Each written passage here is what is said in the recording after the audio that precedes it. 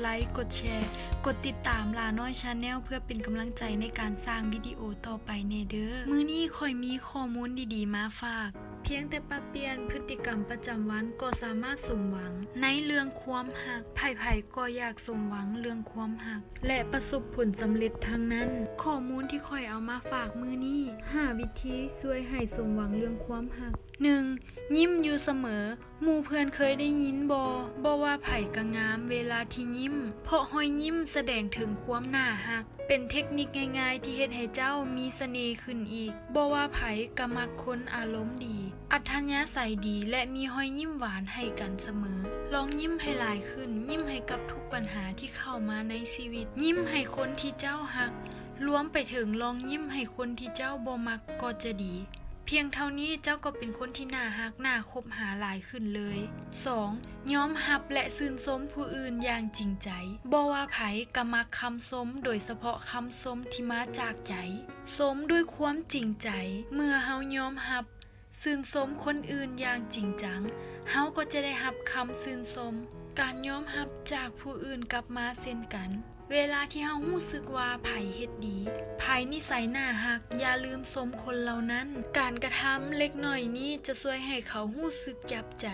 และมีกำลังใจที่จะเฮ็ดสิ่งดีๆเหล่านี้ต่อไปแถมยังเป็นการเพิ่มเสน่ห์ให้เจ้าอีก 3. ยอมรับในสิ่งที่เฮาเป็นก่อนที่จะฮักไผอย่าลืมฮักตัวเองก่อนที่จะรู้จักและเข้าใจคนอื่นคนแรกที่เจ้าควรทำความรู้จักทำความเข้าใจและยอมรับตัวตนของเขาให้ได้ก่อนก็คือตัวของเจ้าเองลองสังเกตและวิจารณาตัวเองอย่างที่เจ้าเป็นโดยปราศจากอคติยอมรับข้อด้อยข้อบกพร่องชื่นชมตัวเองในข้อดีที่เฮามีปรับปรุงแก้ไขพัฒนาตัวเองให้ดียิ่งขึ้นหยุดเว้ากับตัวเองในแง่ลบมันให้กำลังใจตัวเองอยู่เสมอเพราะการเว้าถึงตัวเองในแง่ลบมีแต่จะเป็นการบั่นทอนกำลังใจของเฮาให้ลดน้อยถอยลงไป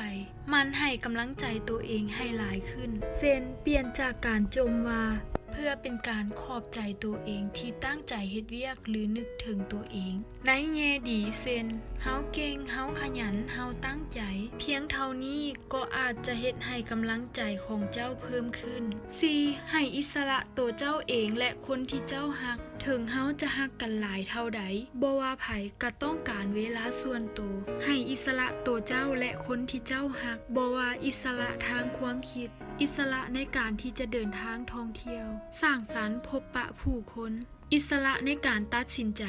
เลือกเฮ็ดในสิ่งที่ตัวเองมักให้อิสระในการอยู่คนเดียวในบางเทื่อก็จะดีเพราะความฮักที่มีแต่ความสงสัยเฮ็ดให้ความฮักบ่มีความสุขอึดอัดให้อิสระกับเจ้าและตัวเขาเพื่อให้ทุกคนมีความสุขกับอิสระของตัวเองและมีความสุขในการอยู่ร่วมกัน 5. เฮ็ดในสิ่งที่เฮ็ดได้และเฮ็ดต่อไปเรื่อยๆขั้นตอนสุดท้ายในการประสบความสำเร็จในความฮักก็คือเป้าหมายกับตัวเองสร้างเป้าหมายและความตั้งใจของเฮาให้ชัดเจนขึ้นและเฮ็ดต่อไปอย่างต่อเนื่องให้ความสำคัญกับการปฏิสัมพันธ์กับผู้คนหากเจ้าลองเอาเวลาแต่ละมื้อไปกับการดูแลเอาใจใส่คนที่อยู่ต่อหน้าเจ้าจะพบความเปลี่ยนแปลงในความสัมพันธ์ถ้าเจ้าเปลี่ยนแปลงตัวเองให้กลายเป็นคนที่สวยงามและมีเสน่ห์ได้แล้วคนที่เหมาะสมและเข้ากันได้ดีกับเจ้าจะถูกนำเข้ามาในชีวิตของเจ้าได้เช่นกันซึ่งบ่แน่คนนี้ก็อาจจะเป็นคนที่เจ้าแอบหักอยู่หรืออาจจะเป็นคนที่ดีกว่าคนที่เจ้าแอบหักเสียอีกสิ่งที่เฮาได้รับจากการประสบผลสำเร็จในความหักก็คือความสุขเป็นแนวใดข้อมูลมื้อนี้ขอบใจข้อมูลดีๆจาก gangbeauty.com